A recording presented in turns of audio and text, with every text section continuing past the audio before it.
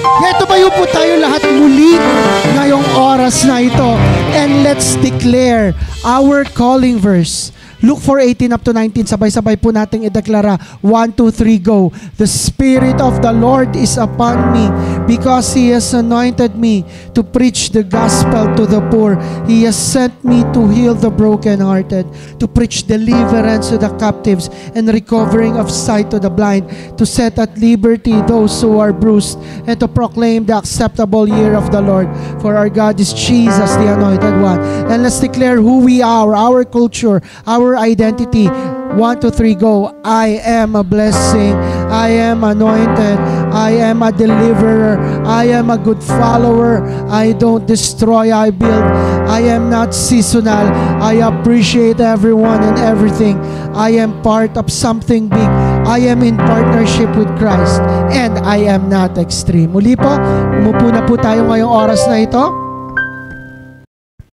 Sabihin mo sa iyong katabi, buti na lang nilalamig ka para mamaya, sabihin mo, para mamaya ililibre kita ng kape. Yes. Sino po dito kahit naulan, alam niya hindi siya mapipigilan na magpuri sa Panginoon? Amen. Pumalakpak yung talagang gustong-gustong mataas ang Panginoon sa buhay niya. Yes. And it's a very wonderful Sunday. This is June 8. Malapit na ang pasukan. Sino po ang hindi pa nakakabili ng mga gamit sa school? Yan. Sa kanilang anak, sa kanilang apo, sa kanilang sarili. Sino po hindi pa nakakabili ng gamit sa school? Yan, hindi pa po nakakabili. Pastor Rocky, water please. Salamat po. Yan. So, before po tayo mag-start, meron po bang first time sa kauna-unang pagkakataon nakarating sa ating napaka-blessed church? Meron po ba? Yes po, pwede po bang tumayo? Palakpakan po natin ang Lord sa buhay. Pwede po bang kawayan natin po si Madam? Yon! Christine, kawayan mo naman sa likod mo. Ayan, sorry for live. Hello po, welcome po. I-hi po natin siya. Hello po. Welcome po na. Ay naku, hindi naman genuine. Ako na nga kakawat.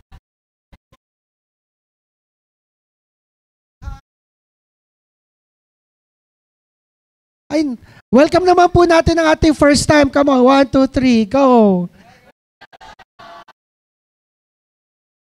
Yan po, welcome po. Hi, ako si Rev Fini. Ako ang pinaka-senior pastor dito.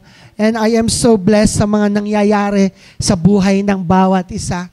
I'm so blessed sa mga nangyayari sa mga nakaraang linggo. And we are so blessed dahil ang Diyos ay nakilos ng matindi sa buhay natin. Taas ang kamay ng alam niya na matindi ang pagkilos ng Diyos sa buhay niya. Amen. Sa mga first time, sa mga bago, sa mga nanonood online, this message po ay siguro para sa lahat, pero gusto ko pong itong message po natin ngayon, ito po ay para sa mga matatagal na, medyo matagal na, o kaya yung ang pananampalataya ay alam niya kahit umalon, kahit anong bagyo, ay siya ay mag-aantay sa pananampalataya. Sabi nga, maalon man ang pananampalataya, hahakbang pa rin, at mag-aantay sa pananampalataya. Ito na po ang ating week 4. Pang ilang week po natin? Ika-4 na linggo ng ating series na manampalataya. So, tanungin mo katabi mo, handa ka na bang manampalataya? At alam po, pinag-usapan po natin, first week, kailangang malalim ang pundasyon sa pananampalataya kahit maliit lang kasing butil ng munggo. Butil ng mustasa ang pananampalataya. Lalakgo at lalago yan.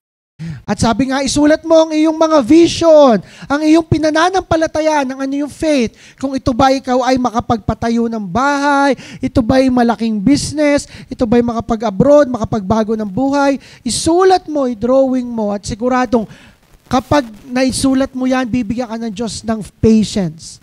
Mag-aantay sa pananampalataya, kailangan lang humakbang. Kailangan lang humakbang tayo sa pananampalataya. And this week, it's our 4th week. Ituloy ko po ito yung last week na ating series ng pananampalataya. At alam kong bawat isa sa atin ay may inaayos, sinuhulma ang Diyos sa ating puso. Ang title po ng i-share ko po ngayon ay Malugod, nalugod kasi nakikinig. Sabihin mo sa katabi mo, malulugod ang Diyos kapag nakikinig tayo. Tayo muna po yumukot, pumikit tayo manalangin. Panginoon, itinataas ka namin, pinupuri ka namin, dinadakila ka namin. Buksan mo aming puso. Lord, we are here. Hindi lang tungkol dahil sa katabi namin, hindi lang tungkol dahil para makalis ang bahay, pero nandito kami tungkol sa iyo. Salamat po aming Ama. Dinadakila ka namin, and I declare po na walang gawang kaaway sa lugar namin. Patuloy mo buksan namin puso upang maging kaluguran sa iyo. Salamat po in Jesus' name. Amen. Palakpakan po natin si Lord. Can somebody give me a water, please? Maraming salamat po. Nabili. Okay. So ito po yung last verse ng ating pinag-usapan last week. Ang last verse po ay bubuksan po natin sa Philippians 2 verse 13. Buksan niyo po ang inyong mga Bibles. Ayan man po ay paper Bible o kaya sa cellphone. But again, in-encourage ko pong bawat isa, magdala po tayo ng Bible, magdala po tayo ng notebook. Basahin po natin sabay-sabay. 1, 2, 3, go. For God is working in you, giving you the desire and the power to do what pleases Him. Sabi nyo nga, working. Nakilos, hindi kikilos. Hindi kumilos, kundi nakilos. Working, present. Ibig sabihin, at this moment, na nakaupo ka dyan, nakilos ang Diyos sa buhay mo. Binigyan ka ng desire, kung ano man yung gusto mo, at nandiyan pa, galing yan sa Lord, at binigyan ka ng power para ano? Para ma-please ang Diyos. Binigyan ka ng kapangyarihan para ma-please ang Diyos. And I believe ang ating Diyos is a good Father. At bilang isang napakabait na Ama, not to compare to our parents, dahil as parents, walang perfect. Taas po ang kamay dito ng magulang. Yan. Bilang magulang, hindi tayo perfecto, at bilang Ama, lalong hindi tayo perfecto, pero ang ating Diyos Ama, He is a good Father. At ako'y naniniwala, our good Father, ang gusto lang ibigay sa iyo ay yung the best. May part na gusto ng Diyos na maging masaya tayo. Yun ang gusto ng Lord.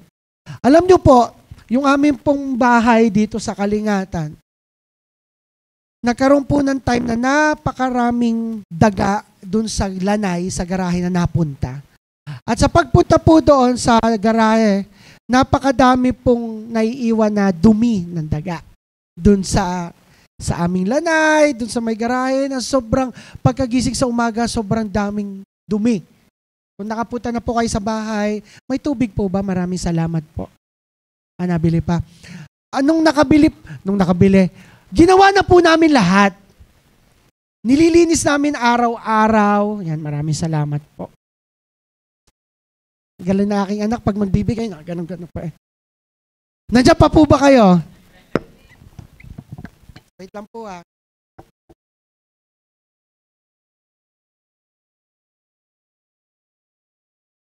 Asa na ba ako? Closing prayer na tayo.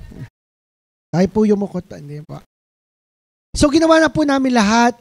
Bumili ako sa Lazada nung pang-amoy daw sa daga, na pag naamoy daw ng daga, hindi lalapit. Iniwan ko doon, hindi effective. Nililinis namin, inalis ko na yung mga upuan para open na open para mahabol ng aso namin. Ay hindi pa rin mahabol ng aming aso. Ginawa ko ng lahat. So naisipan namin, isa sa mga the best solution ay magkaroon ng pusa. So nagkaroon po kami may nagbigay po sa amin ng isang pusa. Ang pangalan ng unang pusa namin ay Lana. Pero after 1 week, si Lana ay Lana. Kasi namatay. Namatay po yung aming pusa at aking inak iiyak ng iyak. So madalit sabi po, after a few days, wala pa yatang 3 araw, si Uwa po ay nagsabi, may nagbibigay 6 na kuting. Ilan po? Ilang kuting? 6 na kuting. So sabi ko, mahal, dun sa 6,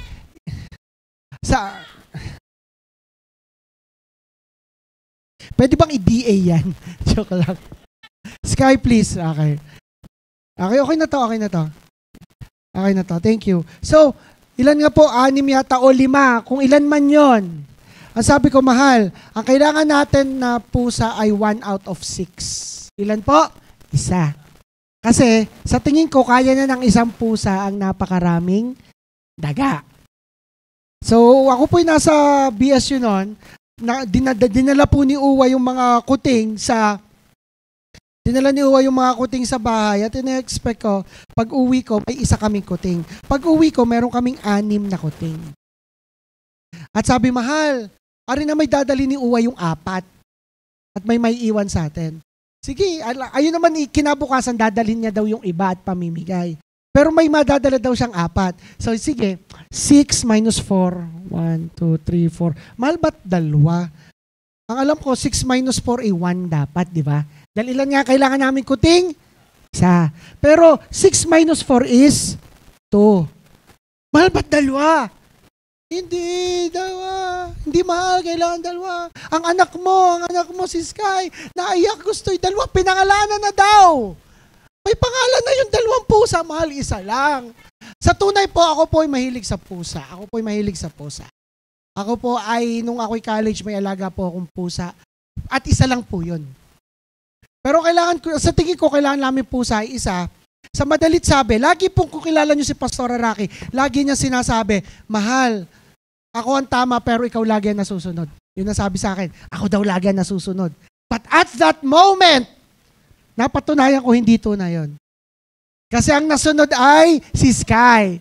So, ang nangyari po, na-expect ko, 6 minus 4, 6 minus 5 pala equals 2. Yun ang tamang math. Sa madalit sabi, may 2 po kaming naiwan na pusa. At nung nasa isip ko, sabi ni Pastor Rocky, mahal, libre naman. Mag-alala, hindi naman natin babayaran ng pusa. Ay, yung pagkain. Ay yung liter sand, ay yung turok ng aking mag-ina, 2.6 ang isa. Magaling pa'y bumili ng mamahaling ganon. Mamahaling aso o pusa, ay naka 10,000 din ang gastos over total overall. Pero, nung nakita ko naman po na yung pusa, ay tuwan-tuwa po ang aking asawa, na dati pagkagising sa umaga, akong kinukulit, ay man, iba na ang kinukulit sa umaga, yung pusa na, hindi na ako kinukulit sa umaga. Ay ako naman po'y natuwa. Natuwa po kay Sky kasi natuto siya maging responsable, natuto yung aking anak na maglinis ng dumi, magpakain. So ako po'y natuwa. Tapos kahapon po, galing po silang Lukban. At pagbalik ng Lukban, may pasalubong po sa akin. May pasalubong po silang leche puto. May pasalubong po silang pako. May pasalubong buding. Ang sama hindi nakalang buding, kasaba. Marti ho mga tawag dun sa Quezon eh. Pwede naman kasabay buding. At may pasalubong po silang kuting. May pasalubong buding at may pasalubong na kuting. At yung kuting po ay Siamese, ay pagsakyut nga naman. Tapos na-expect ko kasi, pag may 2 na kaming pusa, pag dinala yung isang pusa, alam mo yung body-body agad sila. Yung agad sila, friends agad sila. Yung mag-aamuyan agad sila na kanilang mga puwet, yung mga ganon. Di ganon ng mga pusa. Ay pagdating, bigla silang, yung nakataas ang balahibo, bigla silang, nakaganon. Paano daw? Tayo 2. Paano? Kailan 2 pusa eh. Tara. Kailangan daw 2, nagkaganon agad. May pangalan na, ano daw pangalan nun? 4 po yung pangalan eh. Thor, Tofi, Tofu, Tokwa, Bruno, hindi pa po kami nakakapag-decide. So mamaya po magpapabotohan kami kung anong pangalan. So pumayag na po ako kasi ako naman natutuwa sa aking mag-ina, natutuwa po ako sa aking anak kasi natututo naman po siya maging responsable dahil may alagang pusa. Alam niyo po, iba kapag pag ang ama ay nalugod sa anak. At iba rin kapag ang ating Diyos Ama ay nalulugod sa iyo. Kasi ikaw ay kinalulugdan ng Diyos. Naniniwala po ba kayo doon? Ang magtunay na mapagmahal na magulang na ama ay nalulugod sa kanyang nilikha. Tayo po ay hindi lang anak, tayo din ay nilikha ng Diyos. Amen. Sino po dito pag naglaba siya? Naglaba siya ng maghapon o umaga, tas yung sinampay tinitingnan niya muna. Ako lang ba yon? Ako po, ganun, pag naglaba po ako, tas ang dami ng sinampay, tinitingnan ko muna ng 5 minutes. Kasi proud na proud ako sa akin nilabahan. Ako lang ba yon? Tanda ko po, first time ko nagluto ng tinola. Tagal na yon. Ngayon po, basic na ang tinola. Nung pagkatapos ng luto ko ng tinola, binuksan ko, inamoy ko, tiningnan ko muna ng 5 minutes.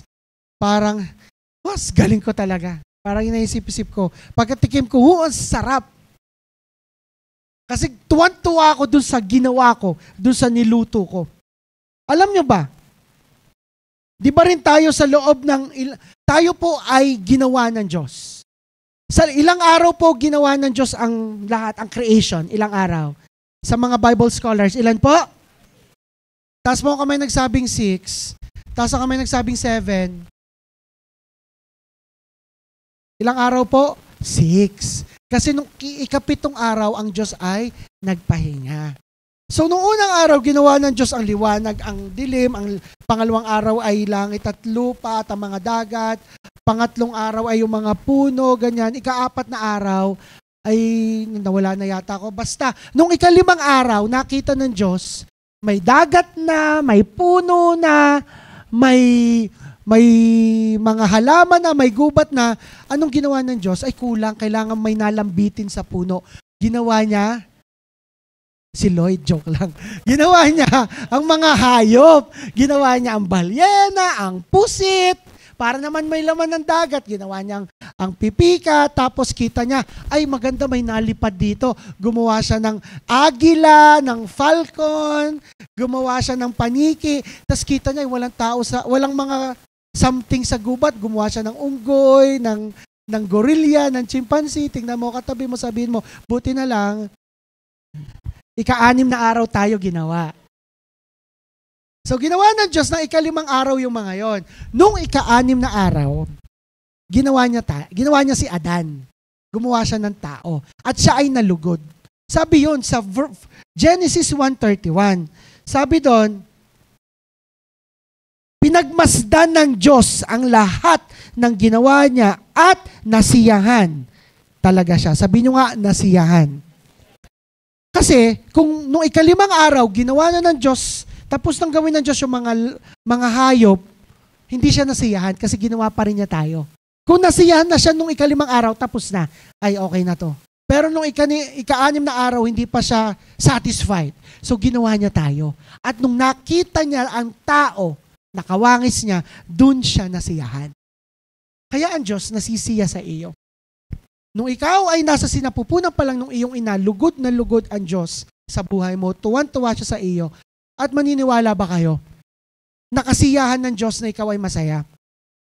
Kaluguran ng Diyos na ikaw ay kumpleto, ikaw ay fulfilled, ikaw ay walang problema, ikaw ay okay, ikaw ay punong-puno ng kanyang presensya. Kaluguran ng Diyos na ikaw ay masaya. Kaya ako'y naniniwala, tayo ang kaluguran ng Diyos. Sabihin mo sa katabi mo, hoy, natutuwa sa iyo ang Diyos. Ako hindi. Biro lang po. Natutuwa sa atin ang Diyos. Kaluguran ng Diyos na pagpalain ka niya. Amen. Kaluguran ng Diyos na ayusin ka niya. Kaluguran ng Diyos na pagbigyan ka niya. Kaluguran ng Diyos na pagalingin ka niya. Kaluguran ng Diyos na bigyan ka niya ng kapayapaan. Kaluguran ng Diyos lahat ng para sa iyo. Kaya babalik ako dyan sa Philippians 2 verse 13. Sabi doon, God is giving you the power and desire to please Him. Kaya kanya binibigyan ng kapangyarihan at desire sa puso para mapapasaya siya. Binibigyan niya sa iyo lahat, hindi lang para mapasaya ka, kundi para mapasaya siya. At bilang kanyang nilalang, bilang tao, bilang kanyang anak, taas sa kamay ng anak ng Diyos. O, lahat tayo anak ng Diyos. Ang isa sa objective natin ay magbigay ng kaluguran sa Panginoon. Na ibalik yung kaluguran sa ating Ama, sa naglikha sa atin. Sabi po doon sa Hebrews 11 verse 6, sabi doon, it is impossible to please God. Next. It is impossible to please God Utang na loob, next. It is impossible to please God without faith. Wala ba? Okay. Sorry po. It is impossible to please God without faith. Imposible na mapaligaya, na malugod ang Panginoon kapag walang pananampalataya, walang faith. Hindi natin mapiplease si Lord kung di tayo nananampalataya. Tama ba? Nandiyan pa po ba kayo? Hindi tayo makakapagbalik kaluguran sa Diyos kung di tayo nananampalataya. Lahat tayo ay anak ng Diyos. Pero may anak ng Diyos na nananampalataya sa Kanya at may anak din ng Diyos na hindi nananampalataya sa Kanya. Yun ang puhunan. Yun lang ha. Hindi mo puhunan ay mga magagarbong bagay, mga gawa. Kundi ang puhunan mo lang para mapaligaya ang Diyos ay manampalataya lang. Para malugod siya sa iyo. Ay maniwala ka lang. Diba, guys? Ang isang Kristiyano na naniniwala na walang imposible sa Diyos ay kalulugdan ng Diyos kaysa sa isang Kristiyano na hindi naniniwala sa mga imposibleng bagay. Gagas nyo po ba? Ang isang Kristiyano na naniniwala na ang mga imposibleng bagay ay mangyayari, mas natutuwa ang Diyos doon kaysa sa Kristiyano na hindi naniniwala na mangyayari ang mga imposibleng bagay. Ang isang disipulo na naniniwala na kayang baguhin ng Diyos ang puso ng kanyang mga dinadala at mga inaalagaan ay mas kinalulugdan ng Diyos kaysa sa isang disipulo na hindi naniniwala na ang buhay ng taong yon ay magbabago pa. Kung ikaw ay disipulo at nagdadala ka ng tao sa church, nag-aalaga ka, at hindi ka naniniwala na mababago niyan, ito ano din sa akin. Marami akong point, napapahiya na rin ako sa Lord.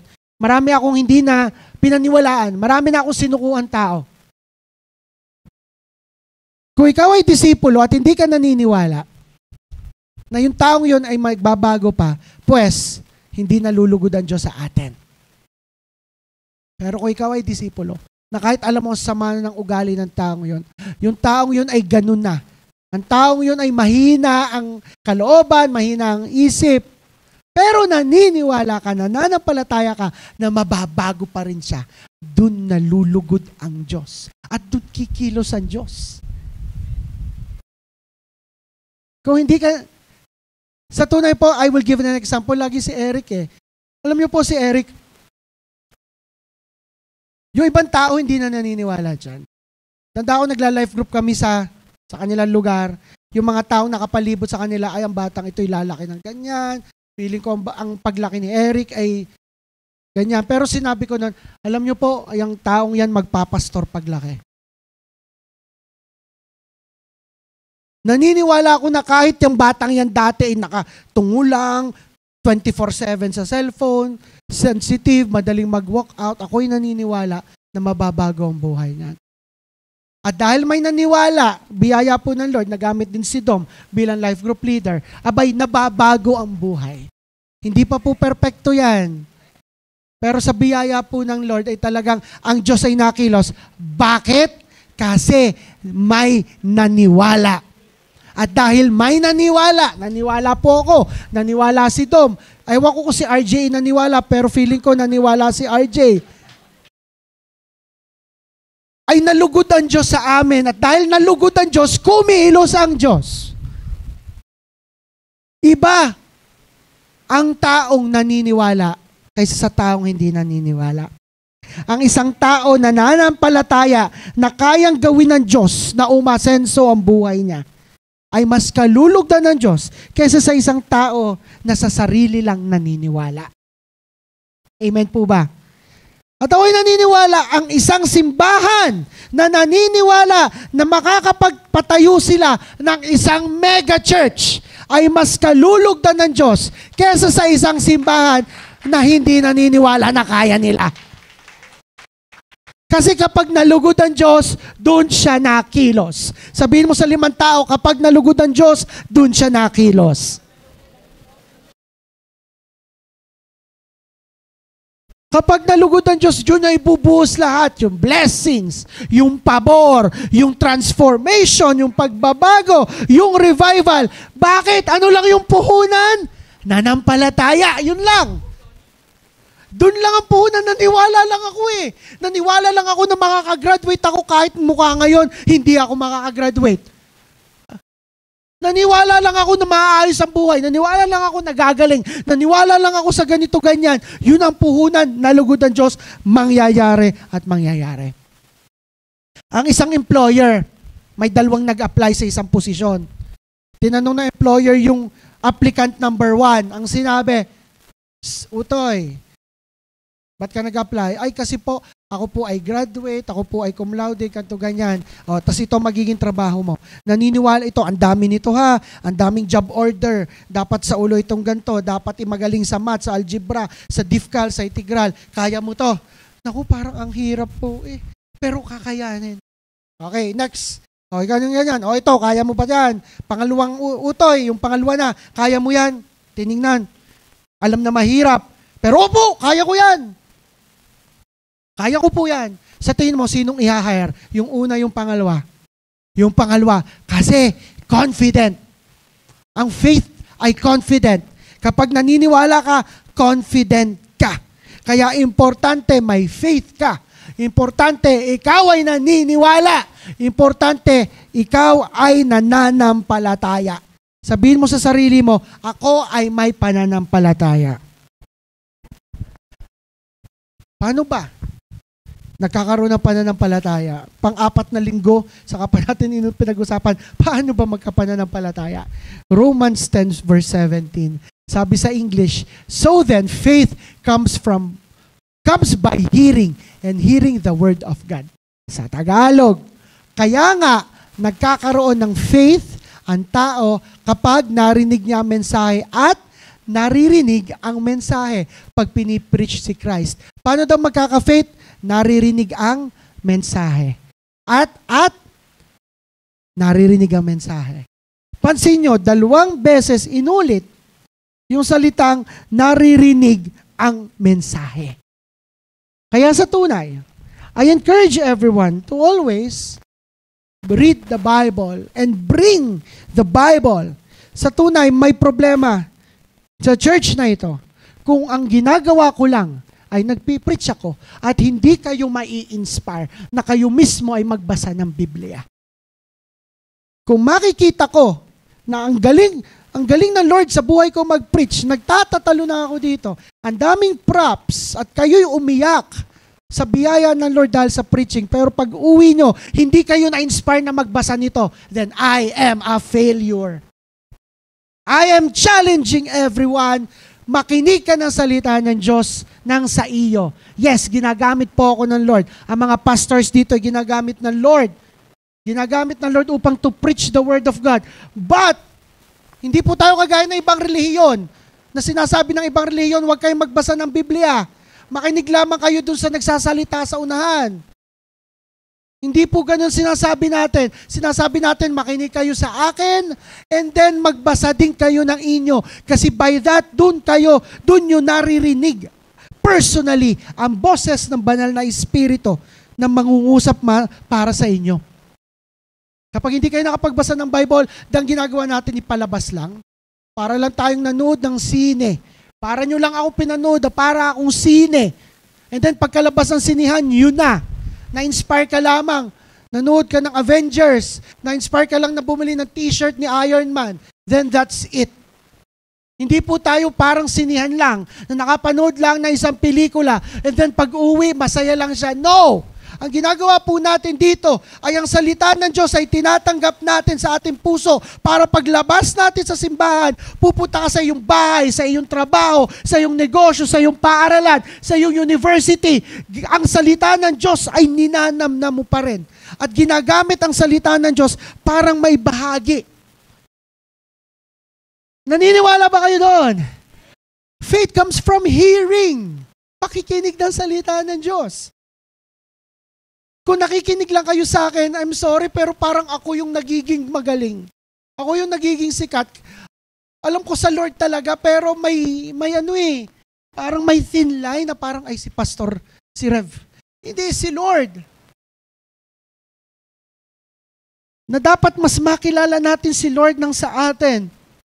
And again, kung a-attend lang kayo ng Sunday, kung a-attend lang tayo ng Sunday, and then yun na yun for this week, yung parang, ang sa tingin nyo, ay, naka-attend ako ng Sunday, kompleto na ang linggo ko. Parang that's it. Hindi ko po in-encourage yun. Ang challenge ko is marinig nyo mismo ang salita ng Diyos every day. Through prayer, through reading the Bible. And then, kaya tayo napunta pag Sunday is for us, yung mga revelation sa atin ng Lord araw-araw, yung pangungusap sa atin ng banal na Espiritu araw-araw, ay mas tumibay dahil may fellowship, may gathering tayo. Ang salita ng Diyos ay hinihigop araw-araw. Kung gaano kabilis humigop ng milk tea, kung gaano ka kabilis humigop ng iced coffee, kung gaano ka bumilis humigop ng fruit soda, ganun din dapat tayo humigop ng salita ng Diyos. Ganun din dapat tayo mag-absorb ng kanyang salita. Minsan challenge natin, Pastor, wala akong oras. Wala akong oras magbasa ng Biblia. Wala po akong Jesus time. Wala po akong quiet time. Yung po ang term, quiet time. Kapatid, kung may bebe time, kalisin mo yun, mag-quiet time ka na lang.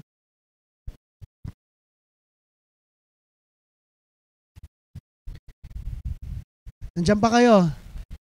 Yan, nag-bebe time, kadadating lang. Yare. Hindi, biro lang, mahal na mahal ko po yan si Cedric. Alam nyo, isa sa mga tekniko, di ba may verse sa mga matagal na Kristyano, in Him I live, I move, and have my being. Akala natin minsan ang pag nangungusap sa Lord, dapat isarado ang kwarto, mag-isa ka lang doon at talagang ura ba, naiyak kang ganon. Hindi po lahat sa atin may sariling kwarto. Ako po, recently hirap po akong mag-quiet time. Alam niyo bakit? Magpe-pray po ako doon sa kwarto. May nakalmot sa pinto. Hindi ko alam kung yun yung pusa o si Satanas na ako'y dinidistract. Pero sabi doon, in Him I live and move. Dahil po nagja-jogging ako, nakilos ako. Doon ko minsan pag nagja-jogging ako, doon nangungusap sa akin ng Lord. Doon ipag-pray mo si ganito. Ipag-pray mo si ganyan. Pag-pray mo si Anthony. Pag-pray mo si Uwa. Pag-pray mo itong taong ito. Pag-pray mo yung mga life group ni Roslyn. Tapos ganito ang gawin mo. Ganito. Ito yung magiging turo mo this Sunday. Ito yung magiging series. Ito yung sunod-sunod. Habang ako po yung nagja-jogging, ako yung naka-headset, nakikinig po ako ng worship songs. In Him I move. Nakilos ako. And usually, pag nagda-drive ako pa Batangas, naka-headset din ako, doon din. Doon ako nakikipag-usap sa Lord. Doon ko sinasabi ang mga rants ko. Lord, wala na akong pera. Lord, hindi natupad yung pinapanalangin ko, ba't hindi mo binigay?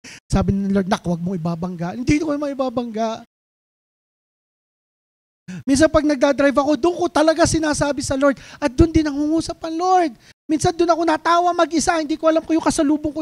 Ano nga rin driver na, sira ulo, natawa mag-isa. Pero hindi kasi kausap ko ang Lord at na-enjoy ko kanyang presensya. Amen! Minsan ganun din, pag naglalaba ka, gano'n ka katagal maglaba, 5 oras, 4 na oras, doon mo enjoy ang Lord. Hindi yung pag naglalaba tayo nagkakasawa ko, tatamad-tamad, ganyan. Hindi, huwag kang magreklamo pag naglalaba. Sabihin mo, Lord, ako'y nahihirapan sa anak ko, gano'n na naman siya. Pag nagwa-washing machine ka, Lord, ganito, ganyan. Pag magsasampay ka, kumanta ka, I trust in God, my Savior, the one. Sa bawat oras, kausapin mo si Lord. Mangusap sa'yo si Lord sa mga ganong sitwasyon. In your motion, Jesus is talking to you. Amen po ba?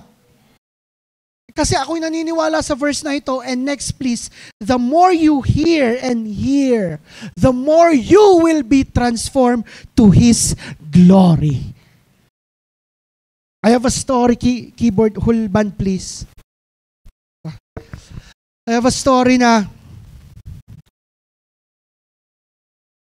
yung isa kong kakilala siya po ay bago po siya nakakilala na Lord, siya ay kasapi sa ibang paniniwala. Yung kanyang paniniwala ay yung nagkikipagdebate. Yan. Ang kanyang belief ay yung kanilang relihiyon ay pinagtatanggol niya tapos nakikipagdebate siya sa ibang relihiyon. Ay, kayo ganito, ganyan. Tamo sabi sa Biblia, si Jesus ay Diyos laang. So yung mga ganun ang kanilang pinagdi-debate. And then, estudyante po siya noon, first year college. Talagang napaka-defender nila ng faith. One time, na-invite po siya ng teacher niya. Uy, tawag natin sa pangalang RJ. Uy, RJ, sama ka dito sa amin. Nandito yung mga barkada mo. Sumama. Pagtingin, Bible study pala. Pag upo niya sa Bible study, sasama ako para makipagdebate. Wawasakin ko tong Bible study na to. So madali sabi, sumama siya. Nandiyan pa po ba kayo? Sumama siya doon sa Bible study at instead na nakipagdebate, nakita niya na parang may mga nabukas sa kanya mga tanong na ay, bakit ganun, bakit ganyan?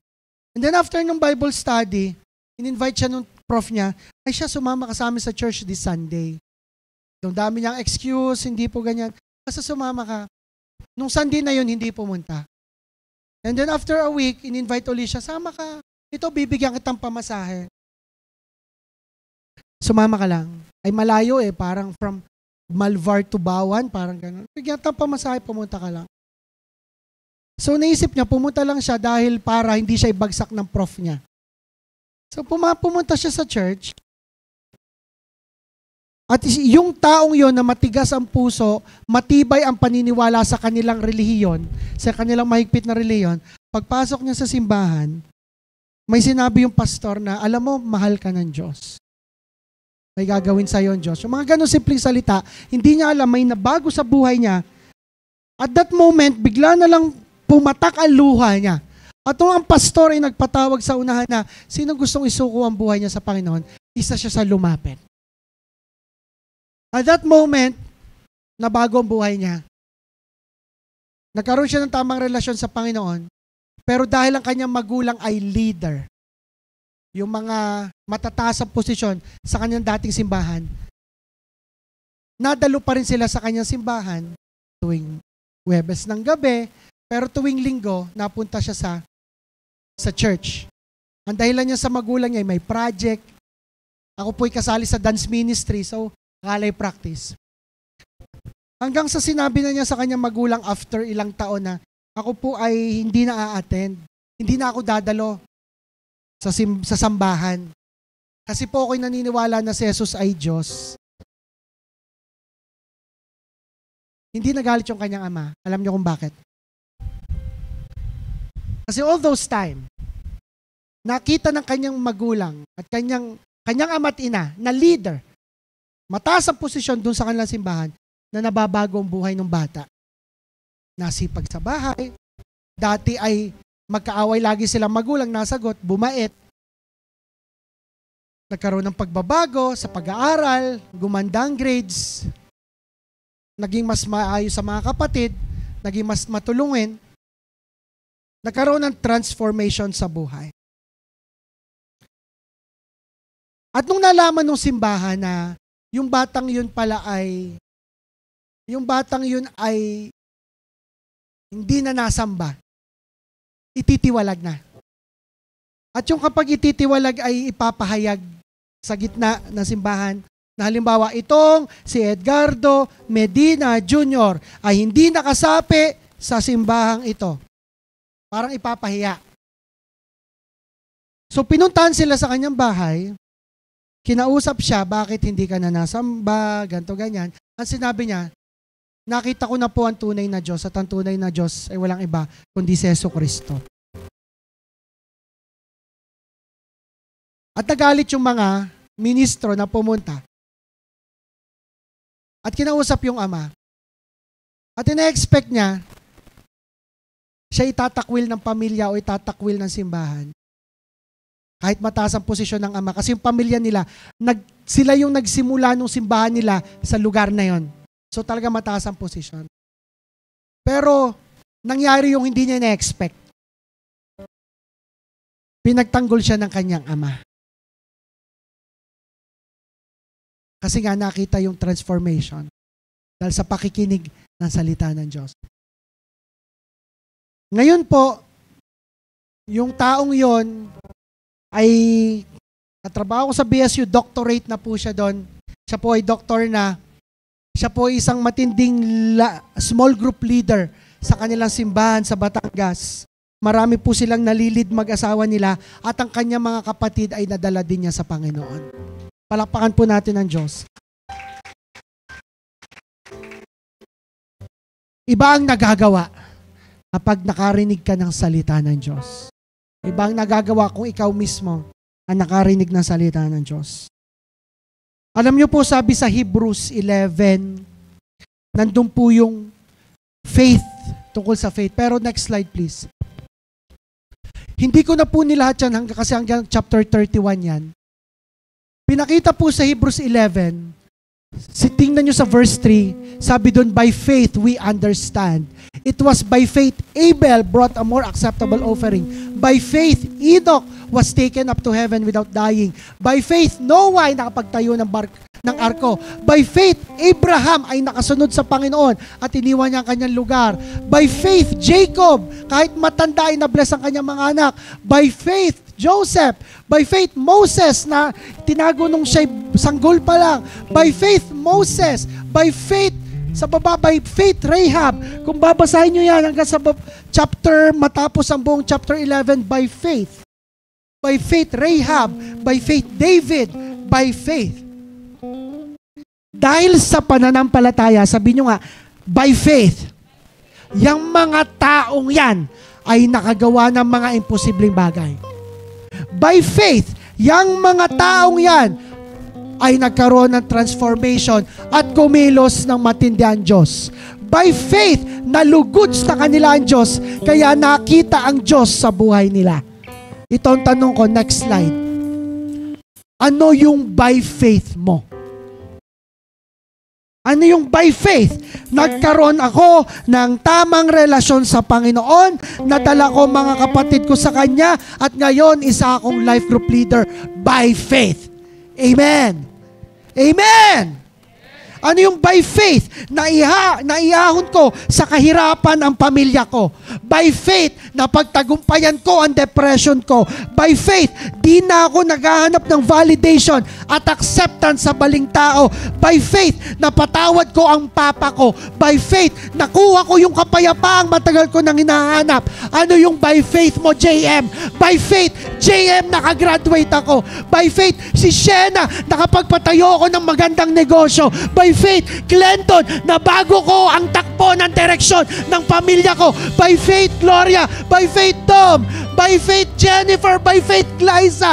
Nagkaroon ng transformation sa trabaho ko. Ano yung magiging by faith mo? Gusto mo bang magkaroon ng by faith moment? Nandyan ba kayo? Parang walang may gusto. Parang walang may gusto na may by faith transformation sa buhay niya. Gusto mo pa ng by faith transformation? Kung gusto mo, tumayo ka ngayong oras na ito. Come on, palapakan mo si Lord. Come on.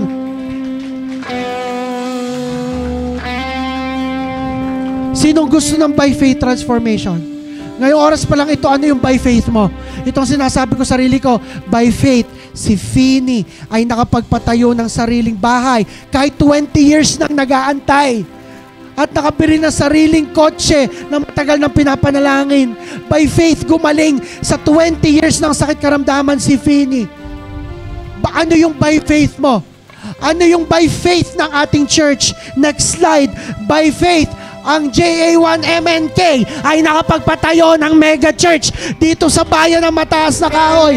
Next slide. And by faith, may covered court pa sa likod.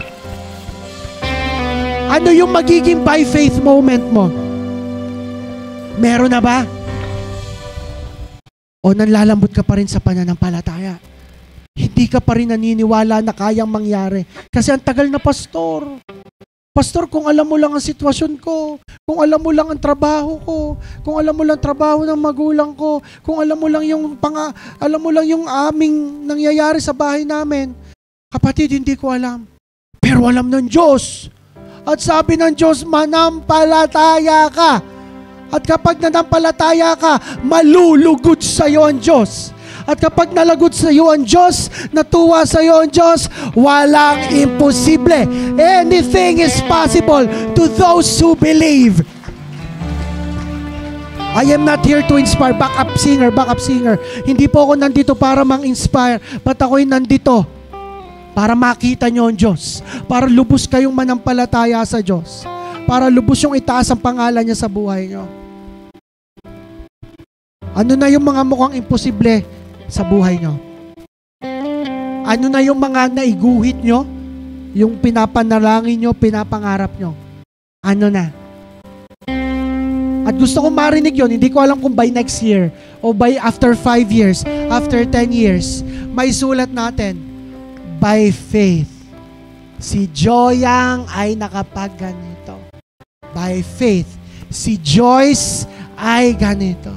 By faith, si Mar ay ganito ganyan. By faith. Hindi sa gawa mo, kundi by faith. I encourage you, magtiwala sa Panginoon. Itaas mo iyong dalawang kamay ngayon.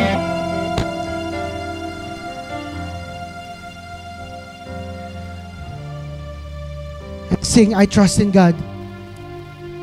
I trust in God, my Savior, the one who will never fail. He will never fail. Come on, just sing this from the bottom of your heart. I trust in God, my Savior, the one. Come on, make this your prayer.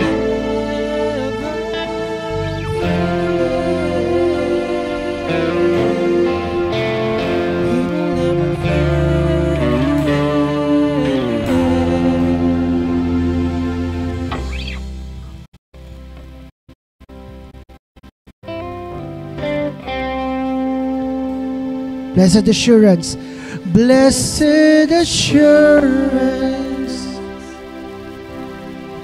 Jesus is mine. He's been my fourth man in the fire, time after time. Oh, let the Holy Spirit move. Born of His Spirit, washed in His blood, and what He did for me on Calvary is more than enough. Let's sing this. I trust in God, my Savior, the one who will never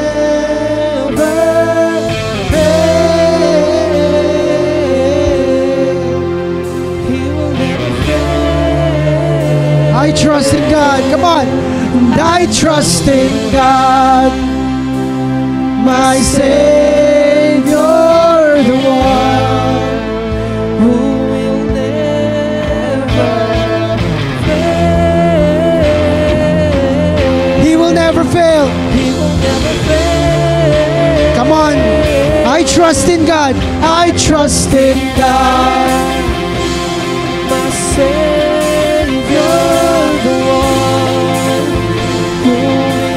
Come on, close your eyes and just worship. Let you trust in God.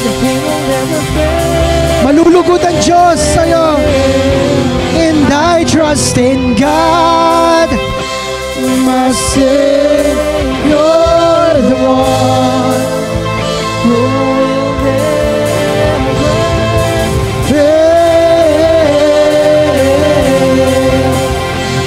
never fail.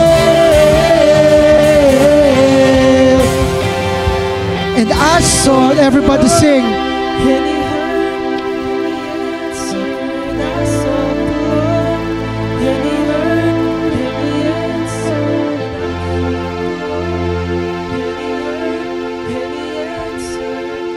That's why I trust Him.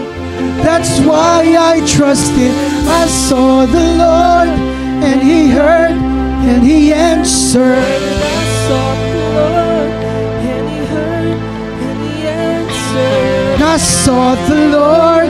And He heard, Come on, and He answered. hanapin mo ang Diyos as you sing this song. Trust Him. That's why I trust And Him. I sought the Lord, and He heard, and He answered. I sought the Lord, and He heard, and He answered. I sought the Lord, And He heard, and He answered. That's why I trust Him. come on, louder as you sing. I sought the Lord, and He heard, and He answered. I sought the Lord, And He heard, and He answered. I sought the Lord. And He heard, and He answered. That's why I trust Him. That's why I trust in God, my Savior, the one who will never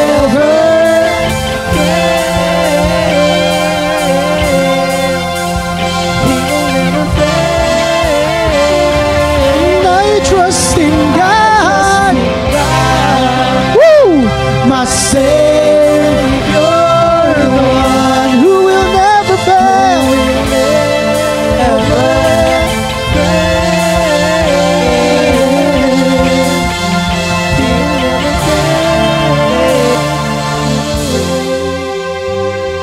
And I sought the Lord, and He heard. And He answered. And I saw the Lord, and He heard. He answered, I sought the Lord. and He heard, and He answered. That's why I trust Him. That's why I trust Him. And I saw the Lord, And He heard, and He answered. I sought the Lord, and He heard, and He answered. I sought the Lord, and He heard, and He answered. That's why I trust Him.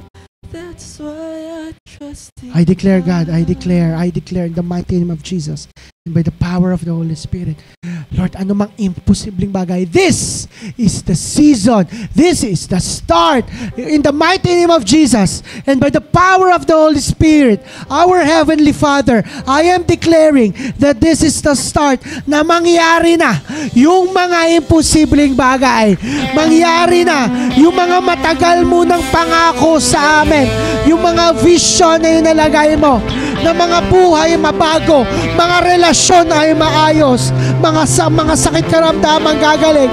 I declare that this is the season that it will happen. Kasi hinanap ka namin. We sought you. Naniwala kami sa'yo. Nagtiwala kami sa'yo. At sumagot ka. You answered. Sasagot ang Diyos. Sasagot ang Diyos. Come on. Sino naniniwala doon? Sino naniniwala? Sasagot ang Diyos. Come on.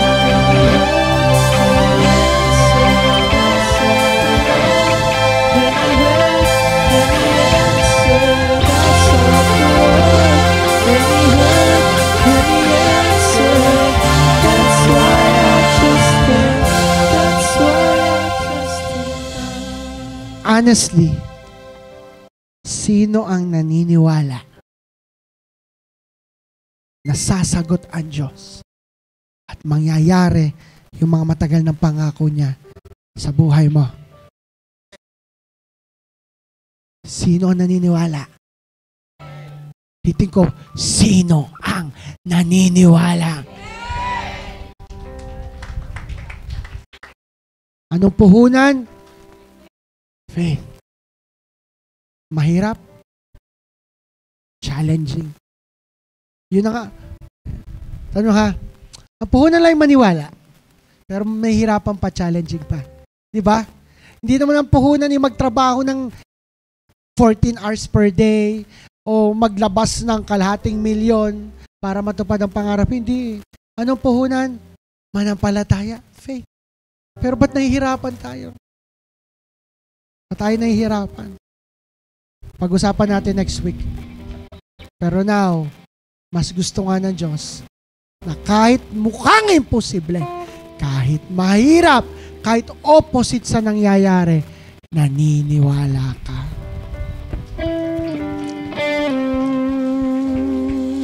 Taas sa kamay na naniniwala, be honest, I will pray for you. Tagal na eh. Tagal nang wala. Tagal nang hindi pa nagaling. Ang tagal nang ganun pa rin ang ugali. Ang tagal nang ganito ganyan, but still, kaya mo pa bang maglakad sa tubig? Kaya mo pang ba maniwala? Lord, I pray sa mga nataas ang kamay. Give us faith. Tulungan mo kaming manampalataya. Sinahihirapan kaming manampalataya. Tulungan mo kaming maniwala na mababago pa ang buhay ng mga inaalagaan namin. Tulungan mo kaming manampalataya sa imposible. Tulungan mo kami dito at diyan, God. At sa paniniwala namin, ituro mo sa amin kung paano. I pray sa mga nakataas ang kamay. Turuan mo kami lumapit sa iyo, God.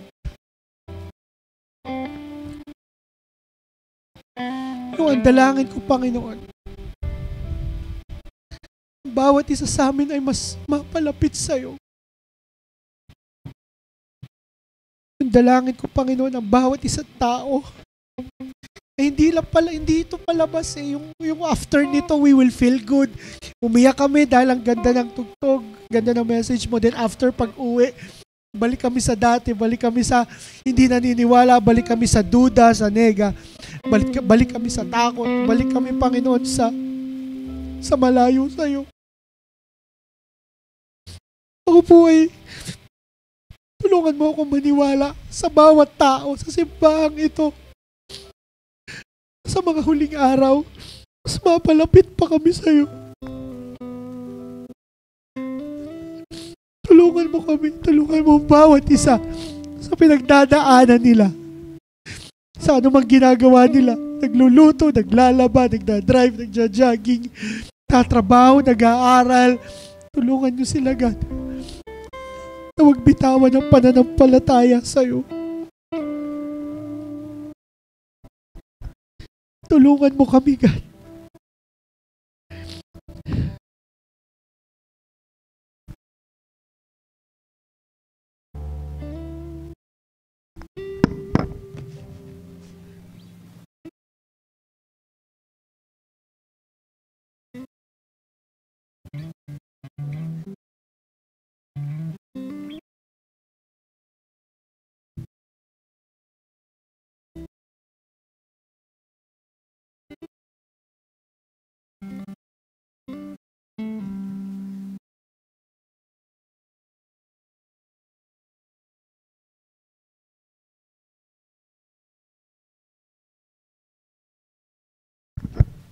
Tulungan mo kaming maniwala sa bawat isa. Tulungan mo kami na magtulungan sa pananampalataya na ginawa mo bawat isa sa amin. Para sa mga nanghihina ay tulungan mo.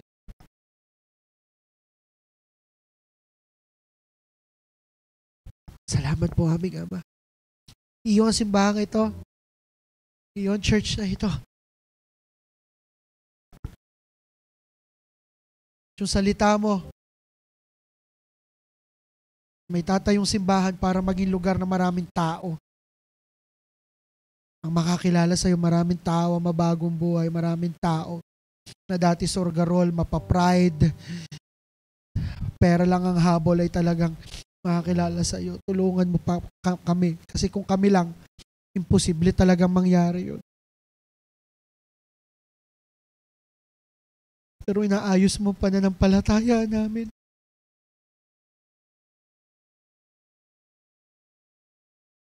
Inaayos mo buhay namin.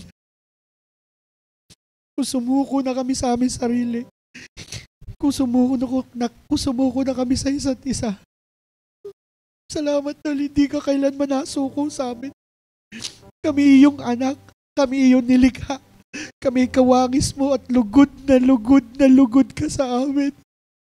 Kahit kami hindi perpekto, kahit kami malayo, kahit kami nagdududa, kahit may mga takot at nega kami, lugod na lugod ka sa amin. Kaya salamat po.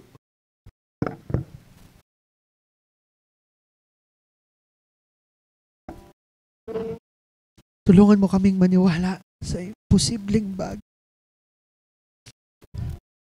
Ikaw ang aming Diyos at Hari. Sa inyo lang papuri, pasalamat. Sa pangalan ni Jesus. Amen. Palakpakan natin si Lord.